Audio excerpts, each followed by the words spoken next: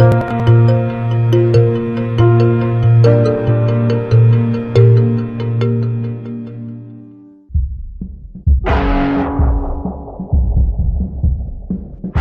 computer hacker group Anonymous is claiming tonight that it took down the website of the Federal Appeals Court in San Francisco this afternoon. They took down Senate.gov servers. They've taken down HB Gary. Sony's claiming they did $150 million worth of damage. So many confidential files that tonight, because of these hackers, can be in the hands of anyone. Visa, MasterCard, the PayPal situation. The criminals who hacked into Sarah Palin's private email. The Church of Scientology says Anonymous is a cyber terrorist group of religious bigots. Anonymous and this other group called Lulz Sec. They seem to be wanting to prove a point. Anonymous kind of was like the big, strong, buff kid who had low self-esteem. And then all of a sudden punched somebody in the face and was like, holy shit, I'm really strong. And Anonymous calls itself the final boss of the internet. And sometimes it proves to be really fucking true. You are going to violate the freedoms of the internet, you certainly better watch the fuck out. They are kind of the rude boys of activism. There's a real rough edge to them, which I think also is one reason why they garner so much love and hate from people, too. They represent a certain sort of chaotic freedom. Individual, young, nameless, faceless folks are having geopolitical impact. I mean, it's both exhilarating to realize that and terrifying to realize that. It kind of depends on how that power is wielded. We are Legion. Please do not forget. Expect us.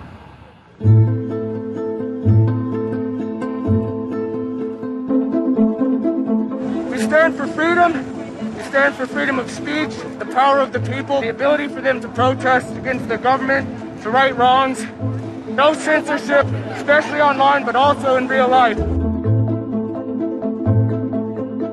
We have members throughout society and all stratas of it worldwide. Yet we have no leadership. It's one voice. It's not individual voices. That's why we don't show our faces. That's why we don't give our names. We're speaking as one, and it's a collective. Good timing. I would love to live in a country where the government fears its citizens and not the other way around. But right now, plenty of anonymous actors are in hiding because of fear of reprisals by the government. I've been called many things. There's unpatriotic. That we're just a bunch of children sitting in our parents' basement. I got called a terrorist sympathizer. We've been called kids, we've been called cyberbullies, we've been called hooligans, and, you know, sometimes those words aren't entirely unfair, but this is a serious political movement. No one, in the general public really seems to get it. What they don't seem to get is that the ability for Anonymous to be everything and anything is its power. Anonymous is a series of relationships, hundreds and hundreds of people who are very active in it and who have varying skill sets and who have varying issues they want to advance and who are collaborating in different ways each day. They're a little bit like a prism or kaleidoscope. They've got many different facets and many different sides. Of course, when you spend enough time with them, you start to get a sort of feel or texture that's not just random, right? Yet it's very multifaceted, very rich, which does span from the quite lighthearted to the very, very serious. Bob Dylan had a line in a song just saying, to live outside the law, you must be honest. They might do something which isn't technically correct, maybe it's not legally correct, but they're doing it for purposes that in their minds at least are ethical. People who know what they're doing, who share an ethos, who have a commitment to exposing and humiliating the man, who have a very low tolerance of lies and what they perceive as evil on the part of overweening power structures. They share information, they share tools and techniques, and they are currently having a very good time. The hacker culture, as we know it, really sprang from one place. It was MIT, and it was specifically the people in the Model Railroad Club, the Tech Model Railroad Club. Hacking originated as humorous pranks. When the guys at MIT put a Volkswagen up on top of the dome of the building, and people woke up and saw the car up there in the morning, or they measured a bridge by the body lengths of somebody. I would say his name was Brian, and discovered the bridge over the Charles River was, 822 Brians. These are funny things. That's where hacking originated, and it migrated into engineering and computer communities. It's witty. It's pranks. I'm Chris Weishopel, former member of the Loft. We don't necessarily say hacking group because it makes it sound like we're hacking, so we used to call it a hackers think tank. Hacktivism was a term coined by a group called Cult of the Dead Cow. The Cult of the Dead Cow was really kind of sort of like a propaganda type of organization. They had a guy who's the minister of propaganda. They're kind of merry pranksters. Like, everything they did was completely over the top. One of the guys there coined the term hacktivism because he saw one of the things his group was doing, which he called hacktivism, was writing software that people in other countries could use to communicate securely, even if their government was spying on them. So the principle was really, it was freedom of expression. It was everyone should have access to the internet. Everyone should be able to communicate and get their message out on the internet. Even more important in countries where there was repressive regimes, that if you said something against the regime, they would come and take you away, and you weren't saying it anymore. Just like in traditional activism, it spans the full gamut from sit-ins or pickets to actually spiking trees and pouring sand in, the engines of construction vehicles. I mean, there's real sabotage. The same thing does all fall under the hacktivism label. There is a spectrum. There's sometimes a strong anarchist flavor to it as well.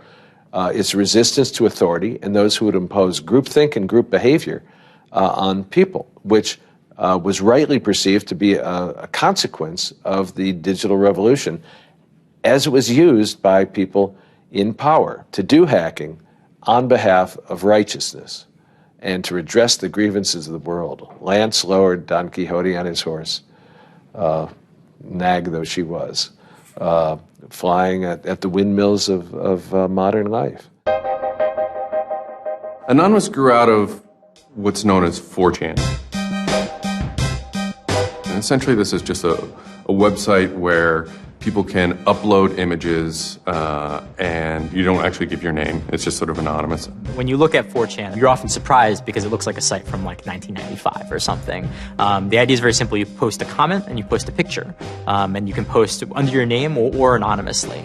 And it's separated into boards about particular topics. So there's a topic on anime, there's a topic on weaponry. There's like a 4chan board for origami, and you just upload interesting pictures of origami.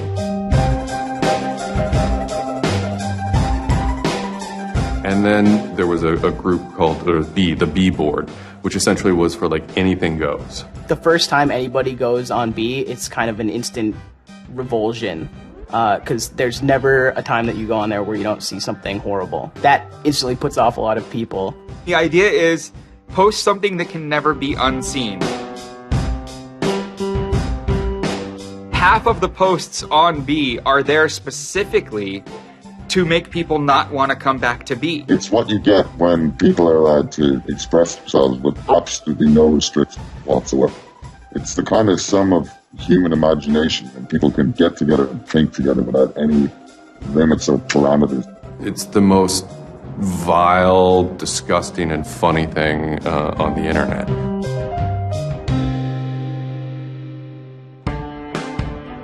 One of the important things about 4chan is to have a thread that really explodes and lasts for a long time. If it doesn't, then it disappears. It's a site that's not archived. So it creates conditions for anything that grabs attention at some level. And so humor and grotesqueness as a result are quite good for that. I'd rather just be referred to as anonymous, I guess, in any interviews, because I have some docs out on me. 4chan's just where I went to. I grew up on it, and I lived there. That's just what I did for fun. It takes a thick skin to enjoy it. But, as long as you're not offended, you'll occasionally come into something really cool or really creative on 4chan.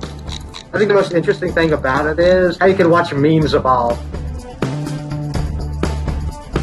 You'll see something posted one day, and then a week later it's got 50,000 derivatives of it. A meme is basically just an idea. It's kind of like a gene, but in the realm of the idea. A lot of the great internet memes that we all know and love, you know, lolcats, right? You know, little cats doing funny things, and then they have, you know, Icon has cheeseburger, right? All that stuff seems to start in this like petri dish that is 4chan B-board.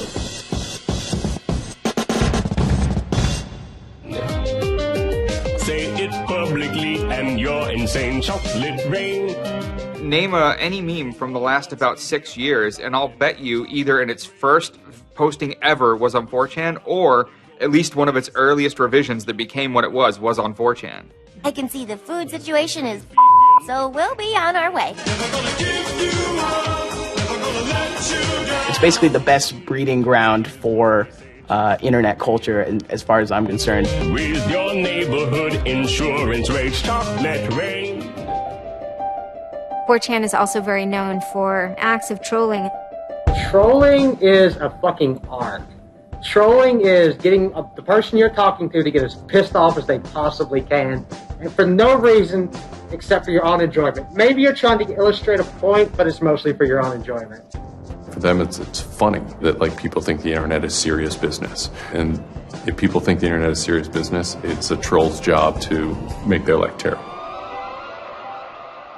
The idea of anonymous came initially as a joke. I mean, somebody suggested that what if the whole site, what if 4chan, what if B was just one person? And what if that's just one guy called Anonymous sitting somewhere and you're just reading all these posts by one guy? And it kind of looks like that from the outsider's perspective. I mean, there's no way to tell the difference. It might as well be one guy. Fox News did a very famous segment about it. They call themselves Anonymous. They are hackers on steroids, treating the web like a real-life video game, sacking websites, invading MySpace accounts, disrupting innocent people's lives. And if you fight back, watch out. Destroy. Die. Attack. Threats from a gang of computer hackers calling themselves Anonymous. I've had 7 different passwords and they've got them all so far. Anonymous hacked his site and plastered it with gay sex pictures. His girlfriend left him. She thought that I was cheating on her with guys. As long as I can think back, Anonymous have done some pretty off-color things in the name of getting cheap laughs, you know. But, I mean, that's part of the culture. They get what they call lulz. Lulz is a corruption of LOL, which stands for laugh out loud. Anonymous gets big lulz from pulling random pranks. For example, messing with online children's games like Habbo Hotel. Habbo Hotel was this online community where you had an avatar and you walked around and talked to other people. It was kind of like an early version of, you know, World of Warcraft or Second Life or any of those virtual worlds. What the people on B did was invade Habbo Hotel, created, you know, thousands of avatars. They all had this one uniform of a black guy with a big afro wearing a black suit. And so there would be thousands of these people, black guys, black suit, you know, huge afro, walking around this world, and they would do things like form a swastika out of themselves. And I think that was a real landmark because it was when they were able to see that, you know, they can use their numbers to do something really interesting and really disruptive. So we blocked the entrance to their pool, and that just pissed them off so fucking much. It was fucking beautiful. That was fucking just wonderful. Wonderful times. Those kids love that pool. They love the shit out of their pool. The goal was actually to offend everyone, simply because the idea that we could offend you by drawing a little shape on the screen was stupid to the people involved in it. They were like, really? You're going to get that mad over us just drawing this on the screen? Wow, well, you need to refocus a little on life because this should not be upsetting you that much. All these different organizations online, whether it's 4chan or just any website, there's typically a community aspect to it. This is where people have their social relationships. This is where their friends are. This is where they have a creative outlet. And so all those aspects are going into groups like Anonymous, where people feel like they're part of a bigger thing and they're able to express themselves within that group. There were certain words, certain phrases, certain ways people respond to things, certain images that were posted that created a pattern, and that pattern was, I guess, the origin of what is now Anonymous. It's like Freemasons with a sense of humor, in so much as they have this common symbology, and one of their chief joys, which is kind of wrapped up in power and secrecy, was the fact that they could recognize each other by referencing these symbols, referencing these phrases. Over 9,000. It's over 9,000! I lost my iPod. Mudkips, anything involving mudkips. So you have this weird sort of international culture developing with people, across the world, wherever they may be. In late 06 and, into early 07, there's a bit of a sea change where instead of just posting a bunch of content or randomly saying we're going to go over to some website and post a bunch of dirty comments against someone, it becomes a little more organized. Welcome to the Hal Turner Show. They went after a guy named Hal Turner. I am being discriminated against because I'm white. Hal Turner was a neo-Nazi who was, big online and had a podcast. I think that the 14th Amendment was not ratified properly, and I think, therefore, it is still okay to have Negroes as slaves in America. The first time I heard about Hal Turner is he was knocking somebody on 4chan. There's a million neo-Nazis out there. But he started picking on our dude, so we had to go to our dude's fucking defense, and it just so happened that he was a neo-Nazi, so that's a big reason that he's a fucking dickface. Who are you? Where are you calling from?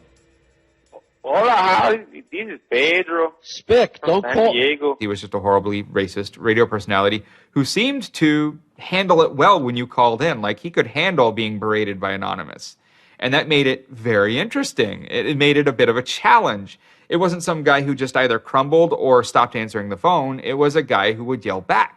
Hal Turner wasn't the first, actual person that, Anonymous had caused trouble for, but the circumstances ended up being significant. They DDoS'd his website, stuff like that, costing him thousands of dollars, bandwidth fees. Denial of service has been around for a long, long time. The equivalent of if you, for some reason wanted to disrupt a bus service, right? You can hire 1,000 extras to all go and line up at the bus station, right, and get on the bus. And so that anyone who was really trying to get on the bus couldn't do it, right? It's as simple as that. When you stop trying to visit, website goes back up, no permanent damage. We DDoSed him, and then we kind of trolled him in real life. We sent countless pizzas to his house. We signed him up for escorts on Craigslist. We sent a bunch of pallets of industrial materials to his house, which he ultimately had to foot the bill for. And basically, we destroyed his ability to pay for his radio show, and that took him off the internet. And then they ended up getting some real hackers to help them out. This wasn't sort of pranks. They actually were able to get into Hal Turner's private servers and his mail servers, and find some interesting emails that he was serving as an FBI informant, which if you're a right-wing neo-Nazi, is not a good thing to be. And obviously, him being an FBI informant, and also his reaction, his sort of douchebaggy reaction to the raids, damaged his credibility within the white nationalist scene, which is a shame. Hal Turner's gone. He's been prosecuted by the feds for threatening judges. What follows is a period of confusion and anger in which, the original Anonymous people, the sort who want to keep Anonymous as this nihilist little, ridiculous group, are upset that now, that the most terrible thing on the internet is now becoming a force for good all of a sudden. I'm Mike Vitale, and my handle is Seth Dude. Now, this is January 2008. Anonymous is strong now. We're not a little dinky fucking group anymore. This is millions of people worldwide, and we're watching. And then Scientology stepped in with a big target on its chest. A video came out of Tom Cruise. It was supposed to be an internal Scientology video, talking about secrets of Scientology. Being a Scientologist, when you drive past an accident, it's not like anyone else. As you drive past, you know you have to do something about it because you know you're the only one that can really help. It talks about you're the only one who can stop, bad things from happening. And so this is kind of widely mocked online. It circulated like wildfire. Instantly, the Scientologists post a DMCA, Digital Millennium Copyright Act. And this is a way that if you own content, you can go to video sites, upload sites, and have your content pulled when someone uploads it illegally. Scientology's always at odds with the internet, always trying to legally bully people out of fucking them over on the internet. They always did that. And then here they are trying it again, but you know what? Anonymous saw that, and they said, oh, you guys just fucked around badly. Like, you're trying to censor our internet. Like, are you trying to take a joke away from Anonymous? Like, you don't do that. A few people on 4chan posted, hey, we should grab that video and post it on a few other sites. So what followed was, this is a term called the Barbra Streisand effect. And this video, as they're attempting to suppress it, went everywhere. Like, everywhere you look on the internet, you were gonna stumble upon this video. Actually, Gawker, the site that I worked for, was, I think, the first one to put it on the website, and we got in a huge legal battle with Scientology, who wanted us to take it down.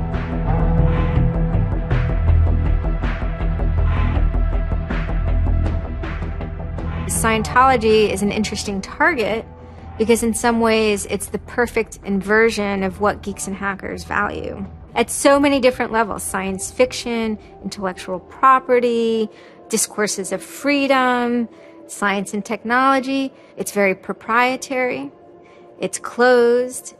And so in some ways, if you had something like a cultural inversion machine and you stuck geeks and hackers in there, you'd get something that looks a lot like Scientology. So it's quite offensive, and there's a real pleasure in attacking your perfect nemesis. And people who knew what Anonymous was to begin with were like, oh my God, Anonymous is going to go to war with Scientology. This should be really interesting. Especially because it's two weird-ass groups. I mean, I've been an Anon for a long fucking time. I know Anonymous is really strange. They're weird, and the stuff we like is weird, and it's really not mainstream at all. Now you have Scientology. Also really weird. A lot of crazy shit goes down. Anybody on the outside who's seeing this is going, let's watch these two retards fight. Like, both their pants are going to fall down, they're going to triple, and it's going to hurt everybody, and it's going to be hysterical. And then that's when 4chan kind of reared into action, really reared into action. And they started to troll the Church of Scientology. And this took the form of pranking the Dianetics hotline, ordering pizzas. I go to call them on the phone, and it's busy.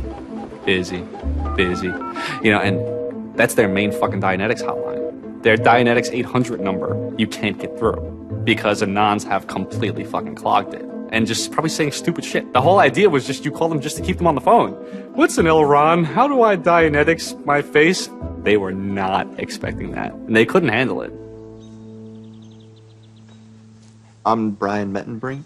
I had just gone to 4chan just on pure happenstance, and I saw a post about the Scientology thing, and I started looking up stuff, and I'm like, oh, this is actually for a decent cause. I think I'll, do this. Anonymous members have developed a distributed denial of service attack tool called Low Orbit Ion Cannon, which is a name taken from a computer game. Low Orbit Ion Cannon is what's called an end game weapon in Red Alert. All you had to do was literally follow instructions step by step.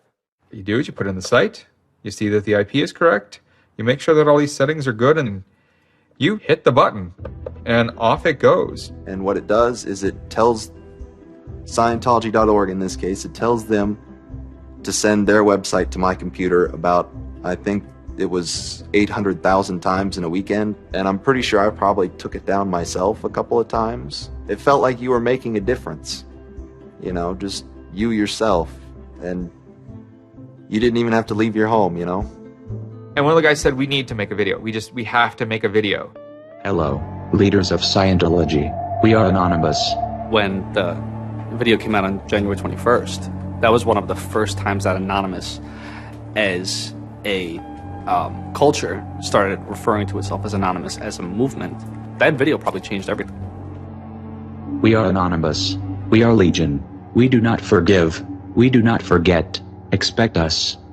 It basically looked like if a computer was going to tell you that he was going to beat the shit out of you, this is what it would look like. That one video really galvanized that moment of innovation. That's exactly like with that video, internet activism, as it's known today, was born. And you just see this consensus forming that it's going to happen. So we made the code of conduct. Don't bring weapons. Dress accordingly. Cover your faces, because they will try and find out who you are and screw with your life. Rule number 17. Cover your face.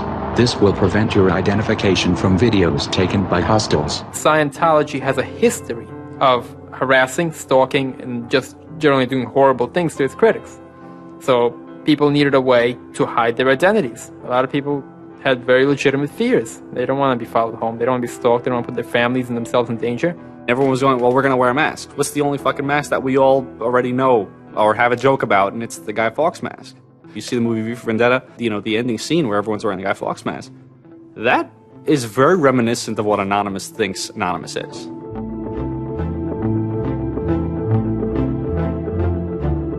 We wanted to represent anonymity in some way when it moved into real life.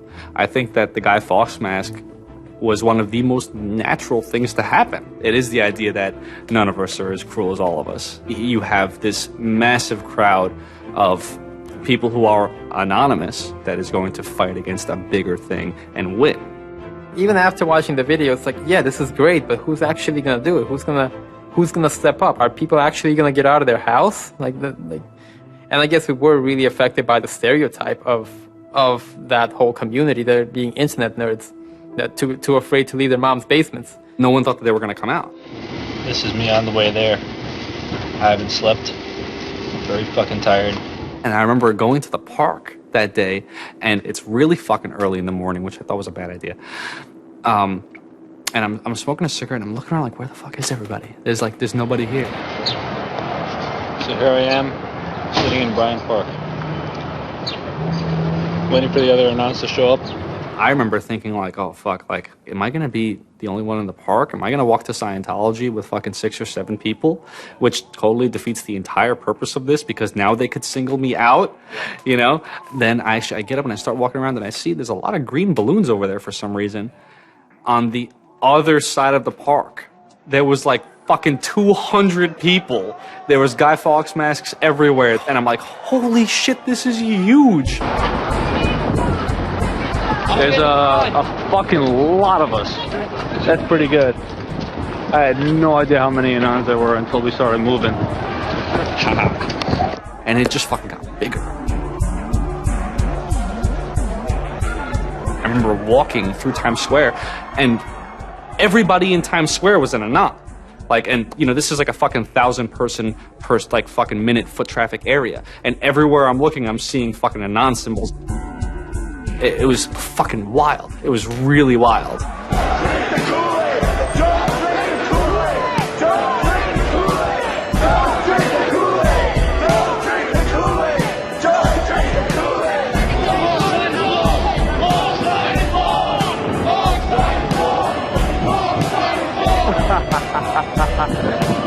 This is our fucking race. Hell yeah! So we start getting numbers in. And Sydney. We're thinking that it's going to be 50 people. And before 10 a.m., before even time, there's already 50 people there. And there's still streams of people walking down the streets. A couple hours into it, because I didn't go to bed until 1 in the morning, you're looking at Sydney as, wow, there's 250 people in Sydney. The cops are estimating higher than that for their reports. What just happened? Adelaide, Perth, and Melbourne happened. And, over 200 at each of them. We nearly broke 1,000 leaving Australia. Now, the next protest was Tel Aviv, which had actually gotten its first Scientology building right before this. There were Palestinians and Israelis at this protest, both holding their flags, and at one point they actually switched flags and held up each other's flags and whatnot. It was awesome to see.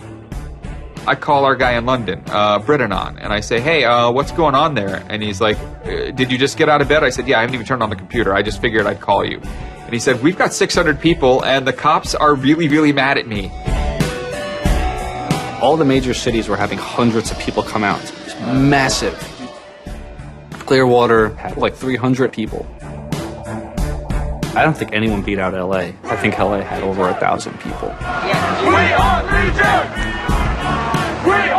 The thing that happened was something completely different, and hundreds of people from every city just swarmed the streets. It was kind of overwhelming, a little even scary, but scary in a good way. Soon, we're at around the 10,000 mark, and we were joking the whole time, over 9,000, one of those memes. It was too surreal. It was not believable. You go by what name? We are anonymous. It was very empowering, especially after people saw the thousands of people showing up. This was it. We owned the world at that point. We all met each other. The idea of an Anon is you're fucking alone until you get to 4chan, and then these people all think like you, And all of a sudden, you're not alone. You are with fucking 500 others, They all know the same jokes as you. They all clearly have similar interests as you. Here's your culture. You meet your own people finally. It's perhaps a little surprising. It's not just preteens or teenagers. There's a far more even mix of males and females than you would imagine otherwise. And there were a lot of these so-called guys who weren't socially good. They were very awkward. They still lived at home at 23, half of them virgins. And I'll tell you, the amount of those people who got laid from these protests happening is in the thousands that would not have for years probably. That's why those protests were so important. It was a chance to finally meet other people that were previously anonymous and unknown, and hence it was the moment of the end of their anonymity. Scientology, they kind of fought back, so to speak. They posted stuff online. While claiming they are peaceful, in less than 3 weeks, anonymous members made or encouraged 8,139 harassing or threatening phone calls, 3.6 million malicious emails, 141 million hits against church websites, 10 acts of vandalism, 22 bomb threats, and 8 death threats against members and officials of the Church of Scientology. They wanted to find me. They did. They hired PIs. They started taking pictures of us, threatening to sue us. I did the whole low-orbit ion cannon stuff, and then I pretty much just went about my life after that for, I think it's 6 months, and then the FBI showed up here at my parents' house. 2 men got out of the car and took Flashed their jackets off and laid their guns on the front seat and came up to ask us if Brian was home and explained that they were the FBI and they were looking for Brian, and I've never been so scared. I did the second most damage is what Scientology said. I sent the second most out of everybody. So I got the maximum for my category, which was 1 year in prison and 1 year supervised release. I think, the way I feel is for what I did was one of the most lopsided punishments I've ever read about or heard of. Yeah, I think it's ridiculous, especially the year supervised release where I can't touch a computer for a year. I'm not sure what that's supposed to solve except make my life difficult. So that computer behind me back there, I could go back to prison if I went over and touched it. I'm very proud of what he did. He stood up for what he believed in. I never would even dream of hurting anybody. It's just not me.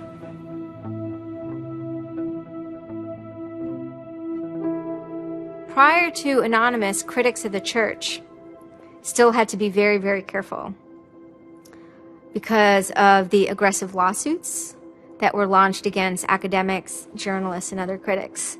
I would say that era is over. And Anonymous, more than any other sort of intervention, is probably responsible for that change. This actually caused a decent rift in Anonymous. There was one big group, significant group of people who would say, this Chanology stuff, it's cancer, it's awful, it's bad, it's just bringing attention to us that we don't want. One Anon said it well once. There is no leader. Their ops have momentary leaders, de facto leaders. Almost through meritocracy, there's more respected or more persistent participants. Some people participate in a single operation and are never heard from again. It might even be a housewife who just, agrees with that political statement or that protest. I like to describe this with the picture of a bird swarm.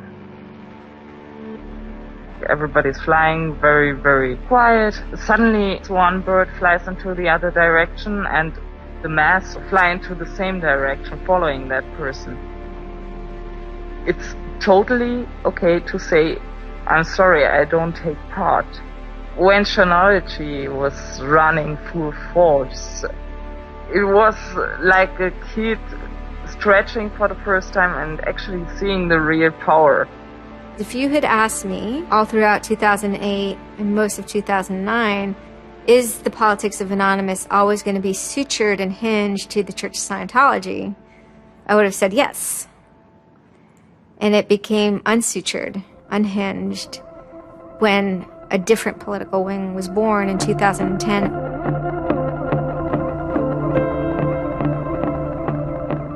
It is our task to find secret, abusive plans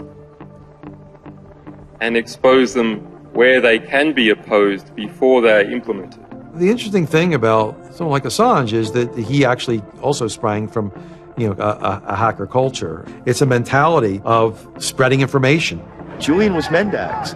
He was the greatest hacker that ever walked the face of the earth when I was a kid.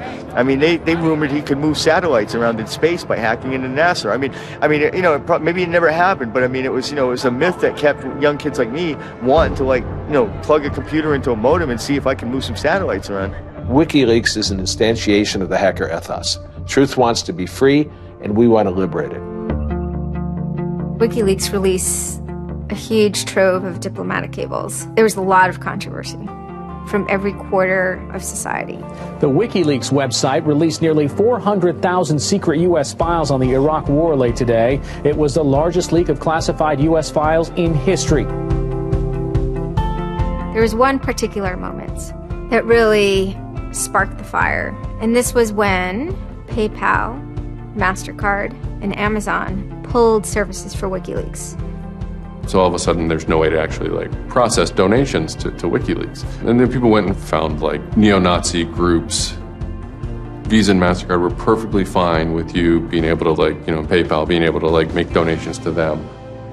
But WikiLeaks, no. I think WikiLeaks is doing a good thing. It's just a total hypocrisy. They got their little fucking banking mafia to fuck, WikiLeaks over. People were incredibly angry. There was a real sense of rage. Anonymous DOSed PayPal. They were pissed. The numbers of participants were massive. And they managed over the course of a couple of days to disable the websites of MasterCard and PayPal. It was beautiful. Because what you had is people finally stood up for something.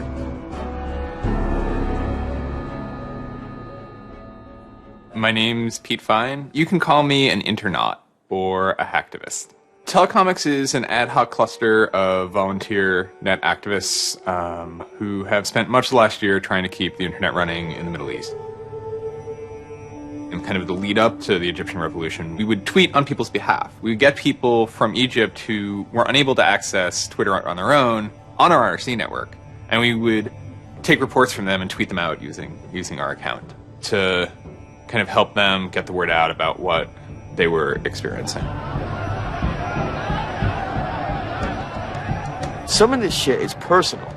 And one of the things about the movement as a whole, when Egypt rolled around, is that Egypt broke us emotionally. Watching in real time with live feeds that we helped set up, Egyptians get massacred with machine guns. It was different, and I have never in cyber activism wept before. It's never bothered me like that. It's never been able to touch me the way Egypt touched me. And then January 27th, January 28th rolls around, and the Egyptian government starts shutting down the internet. I mean, just for the whole country. The whole country. There's this fantastic traffic graph that you can see the traffic coming out of Egypt, and it looks like, like this, and it goes like that. Just totally stops. And we were just shocked. I mean, we were just like, what the fuck? Like, what the fuck? To think that a country would completely cut itself off as much as it was able to from the outside world was pretty unthinkable. We know bad things go on in the dark places. That's the kind of thing that could start riots.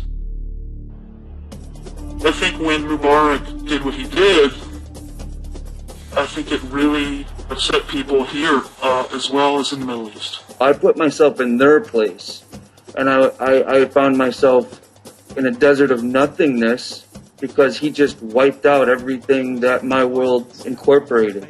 That just showed me and everybody else that the same thing can happen at any time, at anywhere, in any government.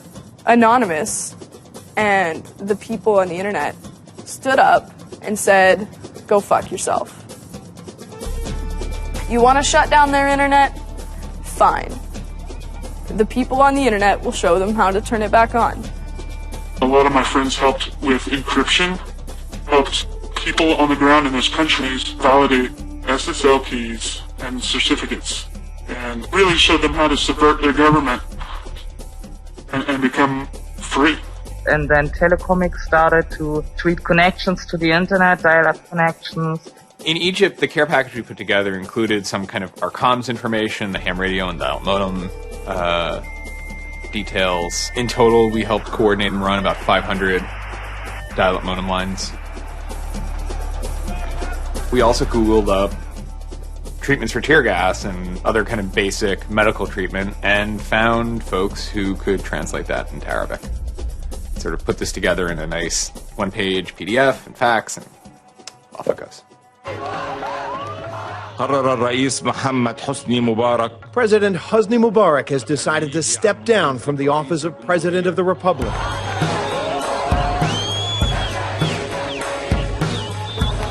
When Mubarak left, it was a hell yeah moment.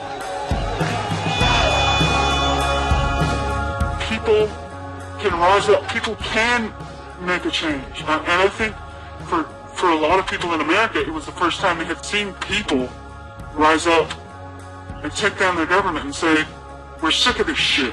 We're sick of the oppression. We're sick of living as slaves to your power. We had Egyptians come thank us as we're doing this stuff, and I said to them, like, look, you guys just get our back if stuff goes down here. It's a revolution that was facilitated by the internet, by Facebook, and by Twitter. Not caused by it. I mean, 50 years of dictatorship has caused the Arab Spring. But the internet has certainly been helping. Although it was awesome and it was one part we were fighting for me it was quite clear that it's not the end of the story. That it's not suddenly changing into rainbows and nine cats or whatever, but that we now have to watch even more. Suddenly on February 5th, Financial Times article comes out that we all see. It's quoting this guy named Aaron Barr, who's the CEO of HP Gary Federal, which is an intelligence contractor.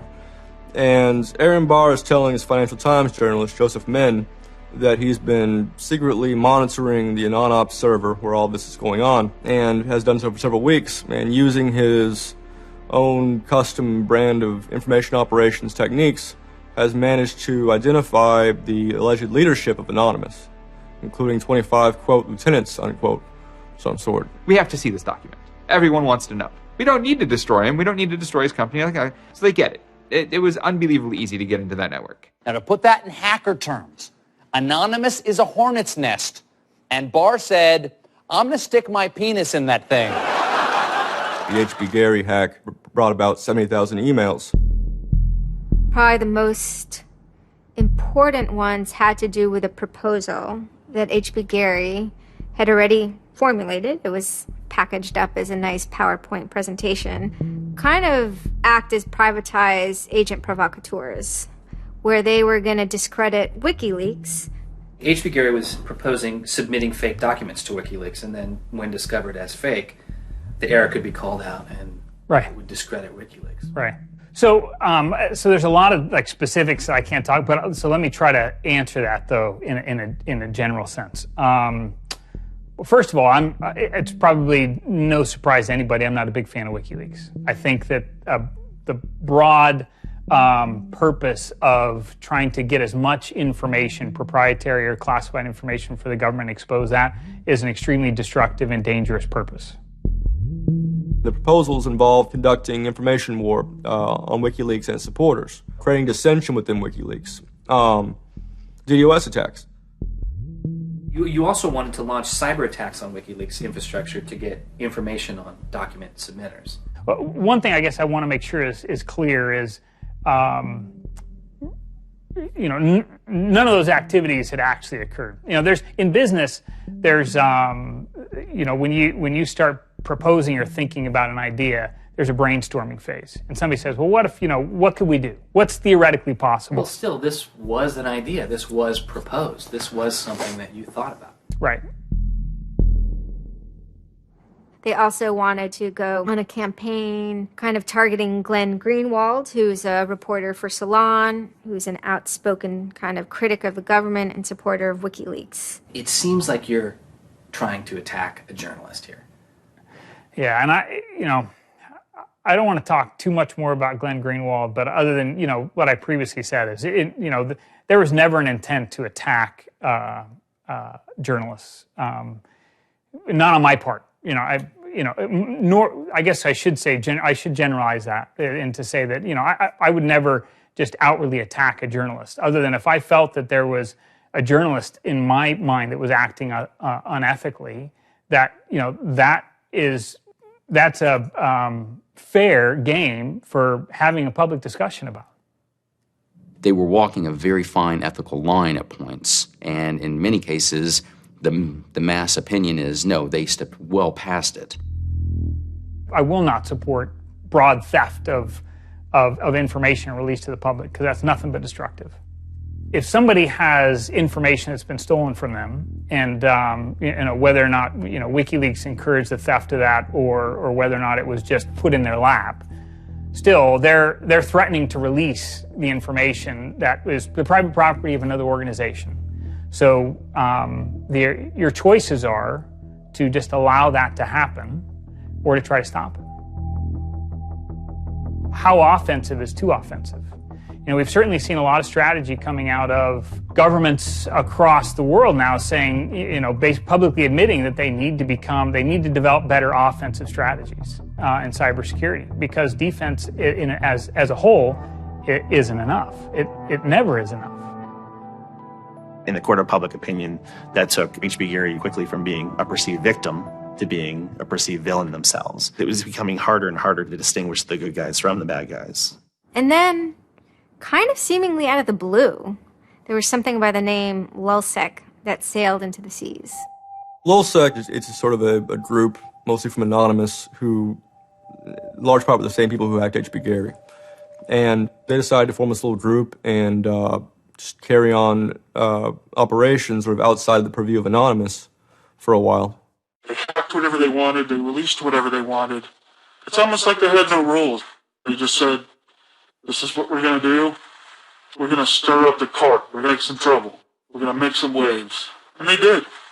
The majority of time, the majority of Anons are not doing anything particularly illegal. When they are, a huge number of them try to do that in a very specific political context. For those people, what Lulzsec was doing, they were funny, but they were attacking random targets. They were breaking the quasi-rules by attacking media. PBS's Frontline runs a documentary mainly focused on Bradley Manning, the alleged leaker to WikiLeaks. And a lot of Bradley Manning supporters didn't like it. They hacked a website putting a story that Tupac and Biggie had kind of escaped the world of celebrity fame and attention and retired quietly and discreetly in New Zealand. Lulzsec, when they attacked PBS, that gave me the creeps, As a journalist, I'm not too thrilled with the idea of someone judging that we don't like you to write that. We don't like your reporting, so we're going to shut down your website. I'm uncomfortable with that. It could be me, and I could be writing something about a group that they didn't like, and I'm happy to sit and talk with them about it, but don't shut my website down. This is obviously about freedom of speech, so attacking the press would be would sort of be a bit of a contradiction. So people obviously said, well, we shouldn't do that. And obviously LulzSec had a completely different agenda, so they had no problem doing it. Activism started to become sort of, I would say, almost more nasty, using, sort of more no-holds-barred kind of attacks, sort of more vicious attacks. They sort of saw themselves as going out there, breaking into like anything, everything, governments, corporations, police departments, largely for the same reasons Anonymous would. They went after Arizona for immigration policy, 50-day run, causing mayhem, havoc, and then ended it. The computer hacking group Lulz Security has announced it's disbanding, saying it had achieved its mission to disrupt government and corporate organizations for fun. I call this whole thing the rise of the chaotic actor. And chaotic could be chaotic good, neutral, or evil. If you go back to the old Dungeons & Dragons charts. And some people see Anon-Ops initially, let's stick with Anonymous, as chaotic good. They saw Operation Payback, or they saw attacking Scientology, and they say that's good. It's like Robin Hood, right? Chaotic good. Outside the system, but doing something good. Other people saw Anon as chaotic evil, like the Joker. They just want to see the world burn and doing potentially irreparable damage. And the truth is, yes, it's the entire column of chaotic. I'm actually a little less concerned about some of the things LulzSec's done and more concerned about the next generation of LulzSec, the next turn of the crank of who takes it further or is more aggressive. Whoever fights monsters, should see to it they don't themselves become one. Really, as powerful as they seem to be, LulzSec and Anonymous are really small potatoes compared to the bigger operations that are going on that we don't hear about, maybe operations funded by government. 16 people were arrested today, but dozens of FBI agents targeted alleged members of the loose-knit hacking group. Armed with search warrants, agents hit 6 homes in New York, along with locations across the country. The people arrested yesterday were suspected of attacking PayPal's website after the company shut off payments to WikiLeaks. Defenders of the hackers say they're merely engaged in civil protest, but FBI officials worry the disruptive cyber attacks could move in a more dangerous direction. So the FBI shows up at 6 in the morning, and it was really obnoxious. And I remember being frustrated and angry because there was nothing that I had done that would have justified an FBI search warrant. They came and guns blazing and all this other good stuff, busted down the door. I immediately just dropped down on the floor, 180, didn't want nothing. I wasn't trying to fight nobody. Even if you accept what the government is saying is true, what is important is that people are participating in the process. It is very much the process. It is sitting in an encounter in Selma, Alabama. 500 Freedom Riders refusing to allow people to go and sit in at a segregated lunch counter. They write books about that stuff. It is demonstrating at a street corner saying no to a war. It's just a different, it's just a different vehicle. It's the same result. There's always going to be legal consequence when you decide to break the law. That comes with the territory. And it would be naive not to expect that. The question is whether the punishment will be proportional to the crime. And I suspect it might not be. People will be watching very closely to see how these cases proceed, on what grounds, and whether there's any room during the trials to think, especially of the denial of service attacks, as a legitimate form of protest. So much of our lives are now configured, at least in part, on the internet. So we better start thinking about how we claim parts of the internet as spaces that we can also protest in. There is a certain online culture that believes in certain values, like freedom of expression. They're against corruption. They're against governments controlling their citizens. And when they see those values harmed in some way by some organization, the hacktivists strike back. I don't think this whole issue is a technical hacking thing. This is more about human philosophy and psychology. What's motivating us? Why is there so much unrest or disenfranchisement or anger that would lead people to want to take matters in their own hands and join these? Whether you think it's bad or not is irrelevant. It's not going away. The part of me that likes the ability to have rapid destabilization and change loves this. The part that knows how powerful it is means it's a force multiplier for good or for evil. And how that power is wielded and how we want to self-regulate is going to be the most deciding factor in if this is a menace or a benefit. I certainly don't think most of the conversations in law enforcement or the government are informed enough to know how to deal with this. I suppose the question you really want to ask is, would I do it again?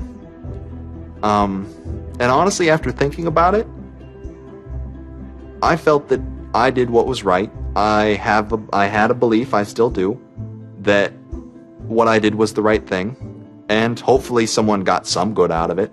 You know, I'd love to think that maybe I stopped someone from joining a cult. You know, probably wouldn't tell on myself next time, but you know, I don't think I would have changed a single thing other than the whole talking to the FBI thing. Just that little Yeah, just the little detail that kind of changed everything. Yeah. I'm angry. Occasionally I have small breakdown moments of terror. But I haven't stopped believing what I believed. I haven't stopped wanting to fight. I haven't stopped caring. Show me what democracy looks like! Show me what democracy looks like! There's a lot of people in Anonymous who feel very deeply and very sincerely about their contribution towards democracy around the world. And I think that's one of the main things that I'm most proud of about Anonymous. There are things that I'm not proud of about Anonymous, but we stand against censorship and we stand against oppressive governments, even our own. It's a very noble thing.